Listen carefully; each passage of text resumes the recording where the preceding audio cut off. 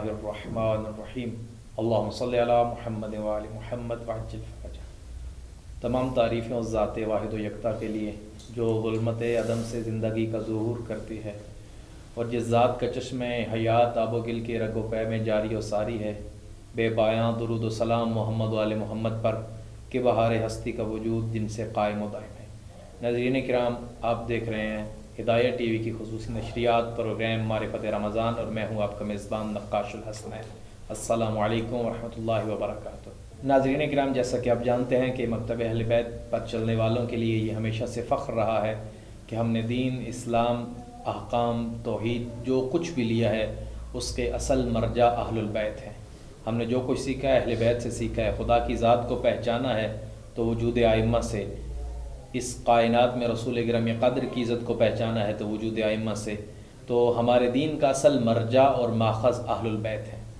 इंतहाई खुशकिस्मती है कि हमारे लिए परवरदिगार ने ज़िंदगी में एक और मौका फ़राहम किया कि हम शहरुल्लाह जैसे अल्लाह के महीने के जो मेहमान बन रहे हैं। परवरदिगार का हज़ारहा लुत्फ़ व करम है हमारी ज़ात के ऊपर पर, जितनी खुशी की जाए कम है। मैं तमाम को मुबारकबाद पेश करता हूँ रमज़ान की आमद पर और दुआ करता हूँ कि खुदावंद मुताल हमें ये तौफ़ीक़ इनायत फरमाए कि हम परवरदिगार के इस माह में जिस तरह हकीकी बंदगी है वैसे कर पाएँ। हमारे साथ इस दफ़ा हमारी नशिस्त में एक खुसूसी मेहमान तशरीफ़ फरमाएँ जो एक अच्छे जय्यद आलिम भी हैं, एक फ़ाज़िल शख्सियत हैं, साथ साथ शायर भी हैं, अदीब भी हैं। बहुत सारी सिफ़ात जिनकी शख्सियत में जमा है। हम तहे दिल से उनके शुक्रगुज़ार हैं कि वो इस दफ़ा हमारे प्रोग्राम में जो है वो मेहमान बन के आए। मैं इंतहाई अदब के साथ उनका तारुफ़ करवाता चलूँ। हमारे साथ मौजूद हैं किबला अल्लामा मिर्ज़ा हुसैन साबरी साहब। अस्सलामु अलैकुम वरहमतुल्लाहि वबरकातुहू। शुक्रिया किबला कि आप हमेशा अपने कीमती वक्त से कुछ वक्त निकाल कर हमारे नाजरीन के लिए वाक़ई इल्मी बातें और अहले बैत के जो मोती जो हैं वो समेट कर हमें ऐसे देते हैं जिस तरह माँ अपने बच्चों को ग़िज़ा देती है। इंतहाई शुक्रिया अदा करते हैं। किबला, जैसा कि आजकल जो माह रमज़ान की आमद है और लोग खुशियाँ मना रहे हैं, तो मैं सबसे पहले आपसे ये जानना चाहूँगा कि आप बताएं तो सही कि ये जो महीना खुशियों वाला महीना कहा जाता है, बरकत वाला महीना, इंसान को खुश होना चाहिए, आप किस जिहत से देखते हैं कि इंसान को क्यों खुश होना चाहिए? इसमें क्या खुसूसी बात है? बिस्मिल्लाहिर्रहमानिर्रहीम व बिही नस्तईन। अलबत्ता आपकी इजाज़त से आपके सवाल का मैं इस्लाह करना चाहता हूँ कि बहुत कम लोग हैं जो इससे खुश होते हैं और काफ़ी लोग इससे खुश न होते हुए यानी नज़र आते हैं, इसलिए कि जो वाक़अन बंदगी का ज़ौक़ रखते हैं, जो आशिक़ इबादत हैं, जो लुत्फ़अंदोज़ होते हैं, उन्हीं के लिए खुशी का बाइस है। अम्मा अगर कोई क़ैद व बंद समझते हैं और रोज़े को सिर्फ़ भूख और प्यास समझते हैं, उनके लिए ये यानी रोज़ा वाक़अन मुश्किलात और यानी परेशानियाँ लेके आता है।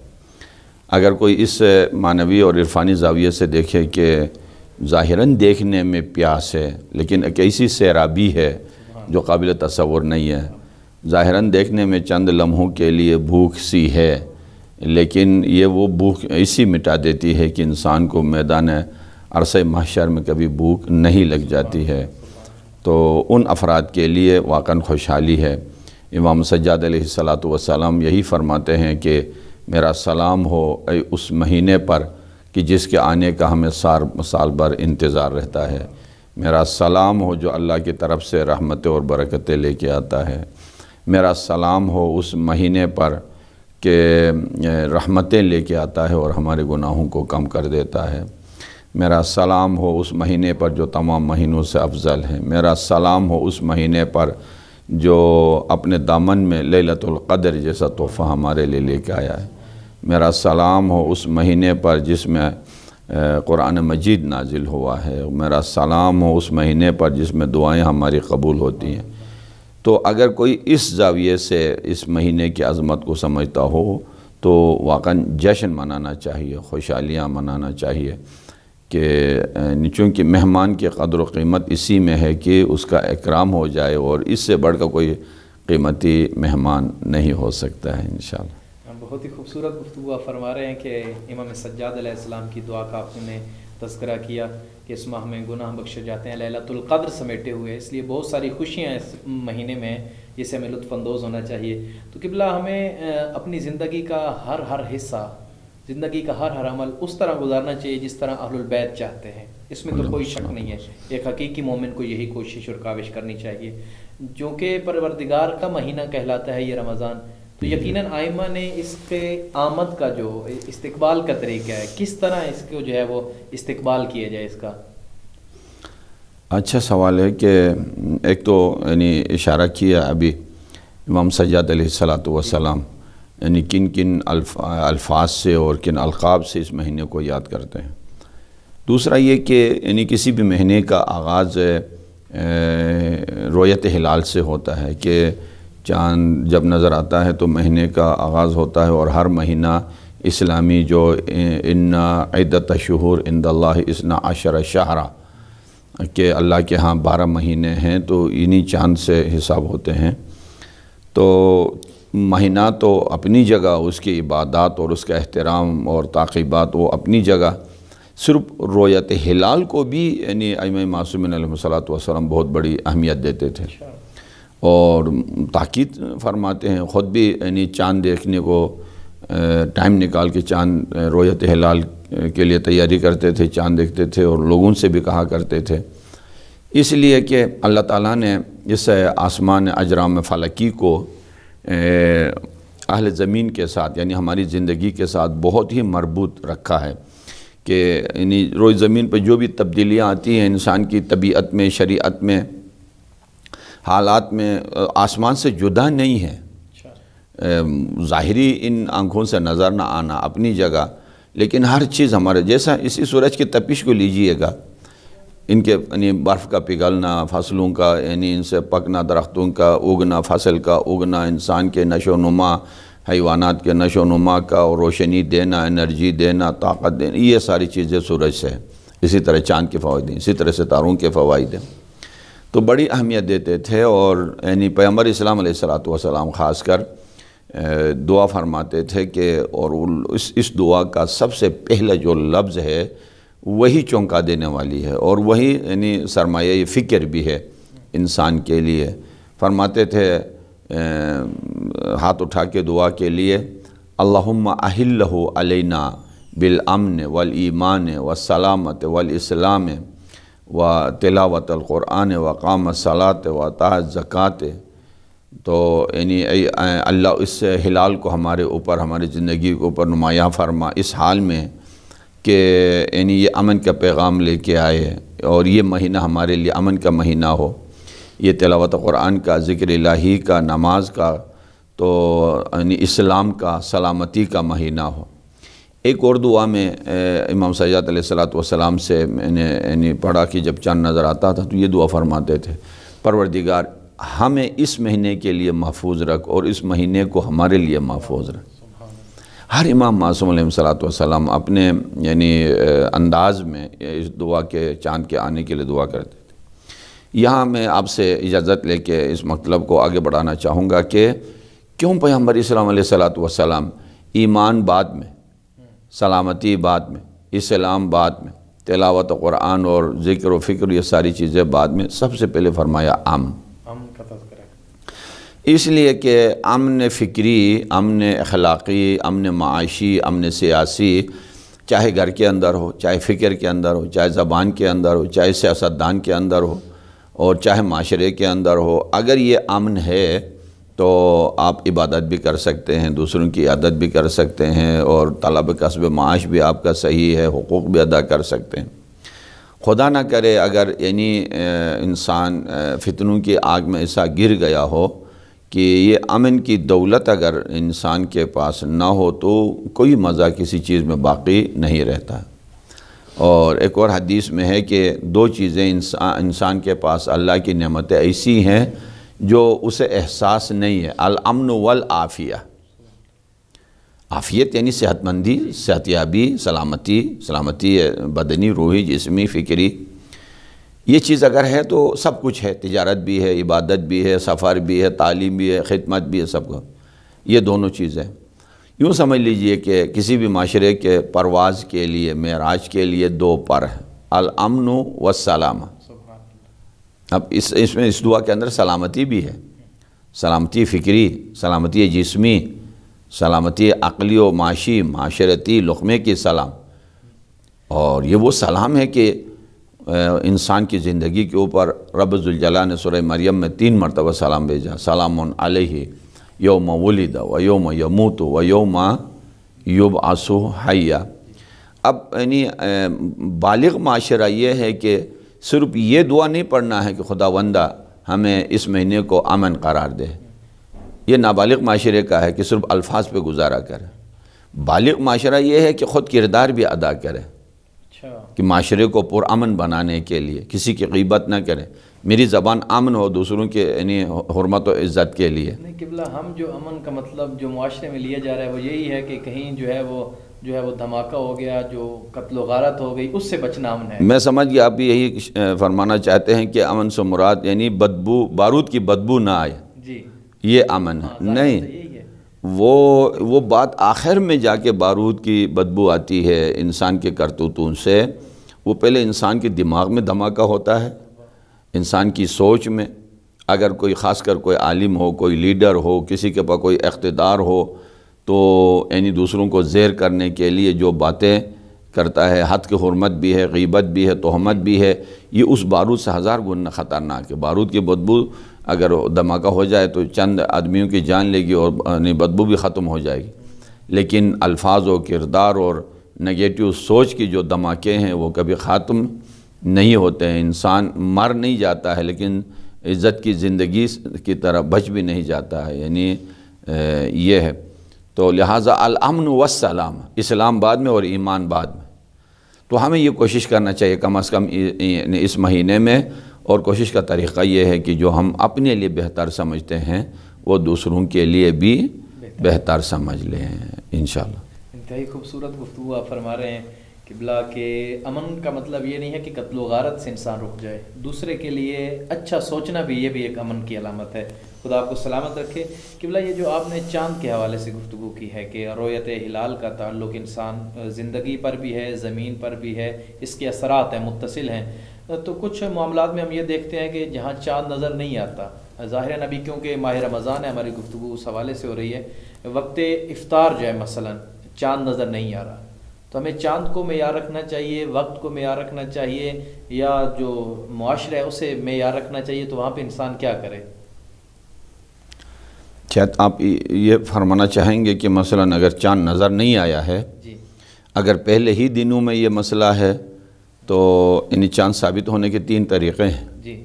یا انسان اپنی نظروں سے دیکھے، یہ علم الیقین ہے، حق الیقین ہے، خود دیکھے۔ اب اگر خود دیکھے اور پوری دنیا نہ دیکھے، پورے شہر والے کہیں کہ انکار کریں کہ ہم نے دیکھا نہیں ہے، چاند ثابت نہیں ہے، اس کے باوجود بھی دیکھنے والے پر حجت ہے اور روزہ رکھنا واجب ہے، چاہے پورا معاشرہ کہے کہ نہیں، پورا معاشرہ کہے۔ اما اگر انسان نے خود نہیں دیکھا ہے تو اس صورت میں پھر مراحل ہیں۔ پہلا مرحلہ یہ ہے کہ 2 عادل گواہ گواہی دے کہ ہم نے چاند دیکھا ہے، یا اگر وہ میسر نہ ہو تو کچھ ایسے افراد جن کے کہنے سے، باوثوق افراد جن کے کہنے سے اطمینان حاصل ہو رؤیت ہلال کے اوپر، ان کی بات کو مانا جائے، یا شہرت ہو شہر کے اندر کہ انسان کو یقین آ جائے کہ کسی غلط بات پر یہ شہرت نہیں ہوئی ہوگی، یقیناً چاند نظر آیا ہوگا۔ تو یعنی یہ ہے، اس طرح یعنی ثابت ہو، چاند ثابت ہونے کے بعد انسان کے اوپر عبادت ضروری ہے۔ فوائد چاند قرآن مجید کے حوالے سے، یسألونک عن الأہلہ، اے میرے حبیب یہ چاند کے بارے میں تجھ سے پوچھتے ہیں۔ اصل میں وہ پوچھا انہوں نے کسی اور کے لیے تھا اور جواب کوئی اور آیا۔ یہ چاند کبھی چھوٹا کبھی بڑا کیوں ہوتا ہے، کبھی درمیانہ کیوں ہوتا ہے، کبھی غائب کبھی ظاہر ہوتا ہے؟ اصل میں اس کا کام تھا یعنی اجرام فلکی کے گردش سے مربوط ہے یہ، کہ مثلا اللہ تعالیٰ اس کو فرض کریں کہ یعنی 60% 70% اتنا ظاہر کر دیتا ہے کہ روئے زمین والے اسے دیکھ لیتے ہیں، باقی کچھ حصہ نہیں دیکھتے ہیں۔ جس پہ سورج کی روشنی پڑتی ہے 120 سینٹی گریڈ گرمی ہوتی ہے، جس حصے پہ نہیں پڑتی ہے وہ عرض کروں آپ کی خدمت میں کہ 120 سینٹی گریڈ سردی ہو جاتی ہے۔ تو پوچھنے والوں نے یہ پوچھا تھا، یہ کبھی چھوٹا، سورج تو ایک ہی حال میں ہے، نہ کبھی چھوٹا ہوتا کبھی بڑا ہوتا ہے، نہ ہے نا، لیکن چاند کیوں اس طرح ہوتا ہے؟ جواب یہ آیا کہ یعنی یسألونک عن الأہلہ قل ہی مواقیت للناس، یہ فلکی جو نظام ہے چھوٹے بڑے ہونے کا، یہ تمہارے فائدے کا نہیں ہے، اسے نہ پوچھو، اس کا فائدہ تمہاری زندگی کے ساتھ کیا ہے، کیا ریلیشن ہے اس چاند کا انسان کی زندگی کے ساتھ، سیاسی، اقتصادی، مذہبی وغیرہ۔ مواقیت للناس، یہ آپ کے لیے ٹائم ٹیبل ہے، اللہ نے بنایا ہے، آسمانی ٹائم ٹیبل، کون کس طرح بالغ ہو جاتا ہے، اور مثلاً قرض ادا کرنا ہے، سفر پہ جانا ہے، شادی کا مسئلہ، طلاق ہے، حج پہ جانا ہے، وصیت پہ عمل کرنا ہے، اس طرح کی وہ ساری چیزیں جو کسی ٹائم کے ساتھ فکس ہوئی ہو، مقرر ہوئی ہوں، اس کے لیے اللہ تعالیٰ نے تمہارے لیے یہ نظام بنایا ہے۔ تو واقعاً ایسا ہی ہے کہ انسان یعنی اگر چاند نظر نہ آئے تو کتنا تڑپ جاتا ہے، اور زندگی کا سارا نظام اسی کے اوپر ہے۔ تو اللہ یہ خود ایک رب العزت کی ایک عظیم نعمتوں میں سے ایک نعمت ہے۔ انسان کو احساس نہ ہونا، وہ اپنی جگہ کہ بس چاند نکلا، غائب ہو گیا، ابھر گیا، چھوٹا ہو گیا، بڑا ہو گیا نا، لیکن اگر انسان اس کے طرف معرفت کی نگاہ سے دیکھے تو شاید ایک لمحہ بھی اس سے اپنے ذہن کو دور نہ کرے، بس سوچتا ہی رہے، سوچتا رہے۔ اور قرآن میں دعوت بھی یہی ہے کہ ان چیزوں کے اوپر انسان فکر کرے، اور خاص کر چاند یعنی عید والی چاند کے اوپر کتنی ساری دنیا کی توجہ ہوتی ہے کہ چاند نظر آ جائے، چاند نظر آ جائے۔ یہ نہیں کہتے ہیں کہ بس اگر ہمارے قسمت میں ہے اور گردش کے سسٹم میں اگر آیا ہے تو نظر آئے گا، نہیں، وہ اگر اس نے نظر آنا نہیں بھی ہے تو سب کی یہی خواہش ہوتی ہے کہ چاند نظر آ جائے۔ اتنی نا شان و شوکت کے ساتھ یعنی اہمیت دی ہے اللہ نے۔ لیکن قبلہ جو آپ گفتگو فرما رہے ہیں، اس سے میں یہ سمجھاؤں کہ عید کا جو چاند ہے، در حقیقت عید کا چاند تو رمضان کا چاند جیسے نظر آیا تو عید تو شروع ہو گئی، انسان کی مغفرت کا مہینہ ہے، انسان کی بخشش کا مہینہ ہے، حقیقی چاند تو یہ ہو گیا اور حقیقی تو یہ ہو گئی۔ اور دوسرا، مختلف علاقوں میں پھر رمضان کا طریقہ بھی مختلف ہوگا، مثلا یہاں پہ چاند 2 دن پہلے نظر آ جاتا ہے، دنیا کی کسی اور کونے میں بعد میں نظر آتا ہے، تو ہر کا رمضان علیحدہ علیحدہ ہوگا؟ نہیں، ایسا نہیں ہوگا۔ جی، ہوتا تو ہے پریکٹیکلی، عیدیں الگ ہوتی ہیں، آج کل تو 3 دن عید ہونا شروع ہو گئی ہیں، ہے نا، ایک سنڈے کو عید مناتا ہے، تو ایک منڈے کو عید مناتا ہے، ایک ٹیوزڈے کو عید مناتا ہے۔ مثلا عرب ممالک میں بعض جگہوں پہ الگ عید ہے، تو ایران عراق میں الگ عید ہے، تو ادھر، اور مثلا فرض کریں انڈونیشیا سے لے کر مغربی دنیا اور امریکہ وغیرہ، اصل میں ہے یہ گردش جو ہے نا، کہ جہاں سے سورج یعنی سورج اوپر ہے، چاند نیچے ہے، اور سورج اور چاند کے درمیان کا جو فاصلہ ہے وہ تقریباً آپ کی خدمت میں عرض کروں 14 کروڑ 7 لاکھ کچھ کا فاصلہ ہے، چونکہ ہمارے اور چاند کے درمیان 3 لاکھ کلومیٹر بھی نہیں ہے، بعض نے کہا ہے کہ 360 کلومیٹر، لیکن سورج کے ساتھ 15 کروڑ کلومیٹر ہے، تو وہ جو فاصلہ ہے وہ قابل تصور نہیں ہے۔ لیکن جب چاند ساتھ اس کے سائے کے ساتھ جب سفر کر رہا ہو تو اس وقت اس کو محاق کہتے ہیں، چاند نظر نہیں آتا ہے، اور چونکہ سورج کی گردش تیز ہے، چاند پیچھے رہ جاتا ہے، پیچھے رہ کے یعنی 22 گھنٹے کے بعد زمین پہ رہنے والوں کے لیے قابل رویت ہو جاتا ہے، دیکھنے کے قابل ہو جاتا ہے۔ جہاں سے اس کی یہ کیفیت ہو جائے کہ زمین کے جس خطے سے یہاں سے نظر آنا شروع ہو گیا، فرض کریں پاکستان میں نظر آنا شروع ہو گیا ہے، تو یہ گھوم کے یعنی یہ مثلا مغربی ایشیا اور لے جا کے ترکیہ اور لے جا کے یونان اور یعنی لندن سے ہوتے ہوئے امریکہ لاس اینجلس سے پیچھے مڑ کے نیوزی لینڈ جاپان ہوتے ہوئے دوبارہ اسی پاکستان کے خطے پر آنے تک یہ ایک رات ہے۔ جہاں سے رات کا آغاز ہو گیا ہے وہیں سے دوبارہ گھوم کے آنے تک 24 گھنٹے کا ایک راؤنڈ ہوتا ہے، یہ ایک رات ہے۔ لیکن چونکہ یعنی جب رات ادھر گئی تو ادھر دن آیا تو ہمیں 2 دن لگتے ہیں، 2 دن نہیں ہیں، در حقیقت میں دن ایک ہے۔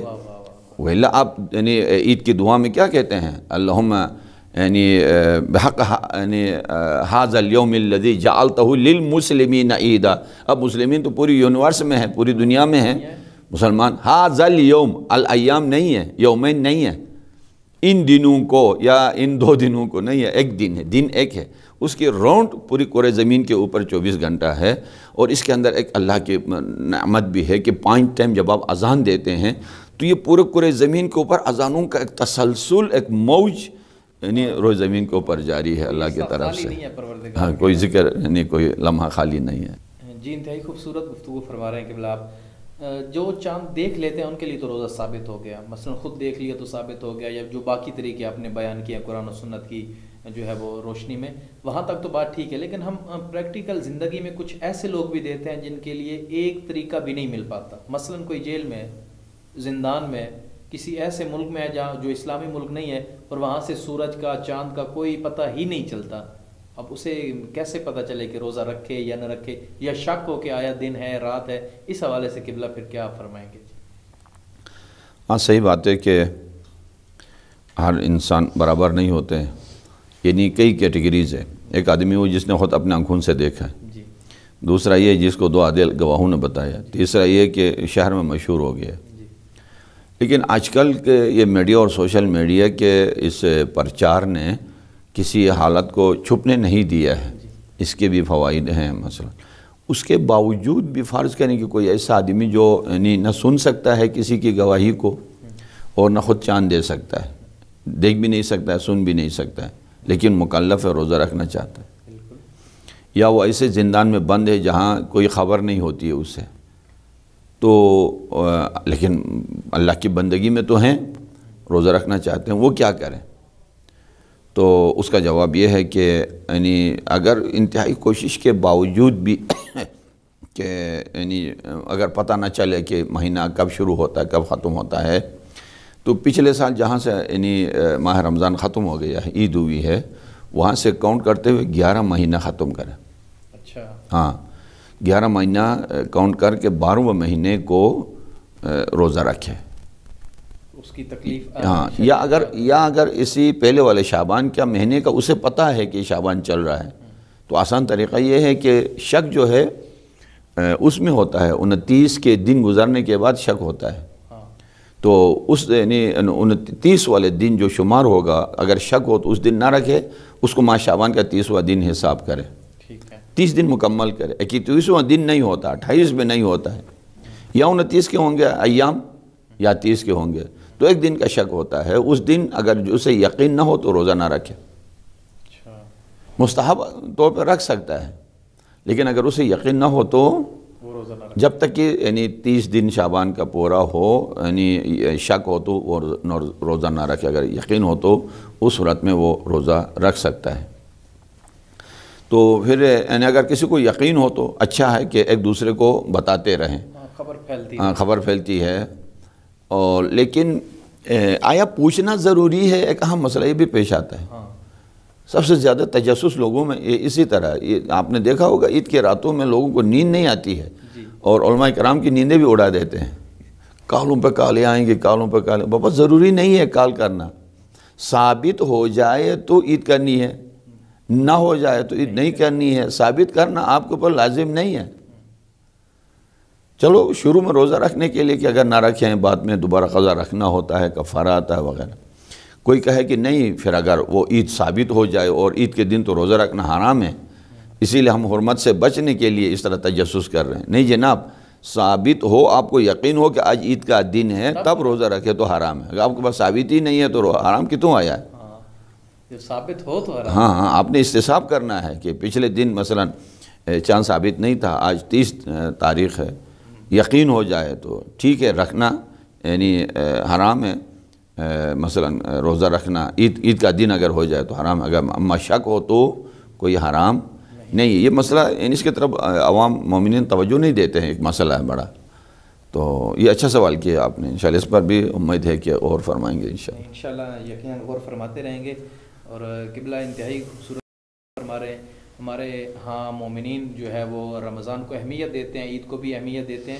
تو رمضان کی اہمیت جو ہم نے سمجھی ہے، جہاں سے گفتگو ہماری چلی تھی، وہ اہل البیت کے طریقہ سے تھی کہ دین کا اصل مرجع جو اہل البیت ہیں، اور اہل البیت نے جو ہے رمضان کا استقبال کیسے کیا.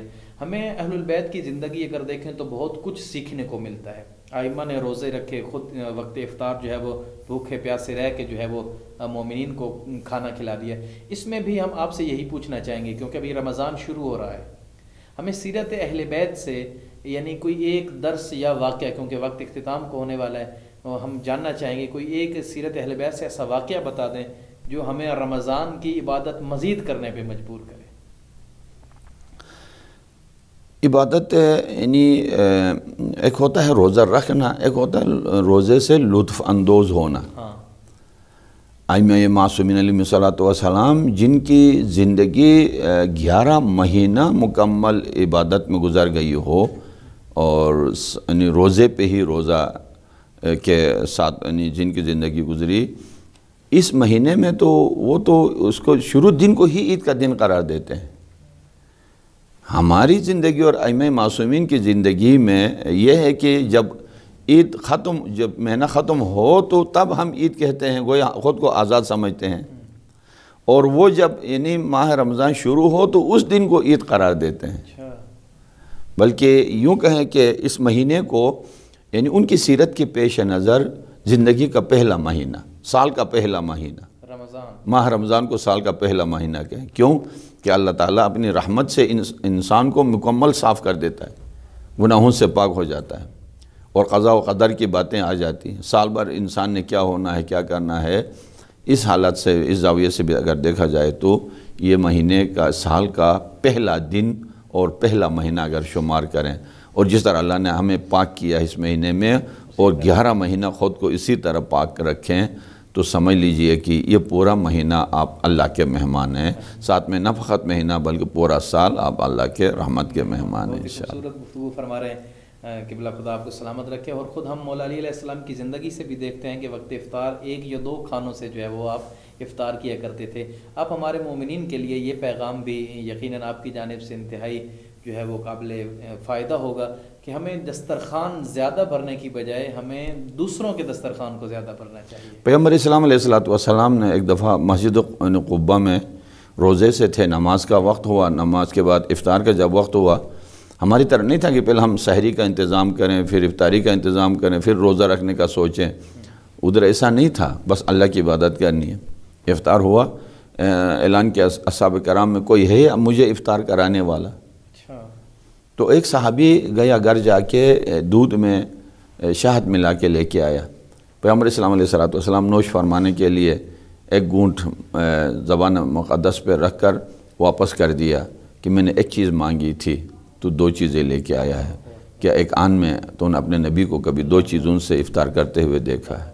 یہ جو آپ فرما رہے تھے کہ سیرت سے حوالہ ہو، تو اس سے بہتر کوئی حوالہ نہیں ہو سکتا ہے کہ ہم دسترخوان پہ انواع و اقسام کے مائعات، انواع و اقسام کے پھل، انواع و اقسام کے معقولات اور غذا کھانے، تب بھی کوئی شکر کے لیے ہاتھ اٹھانے کے لیے تیار نہیں ہے۔ لَقَدْ كَانَ لَكُمْ فِي رَسُولِ اللَّهِ أُسْوَةٌ حَسَنَةٌ۔ پھر اگر اس طرح کی سیرت میں مشرق و مغرب کا فاصلہ ہو تو پھر سیرت پہ عمل کرنے کی نشانی کیا ہمارے اندر ہونی چاہیے۔ بہت ہی خوبصورت گفتگو۔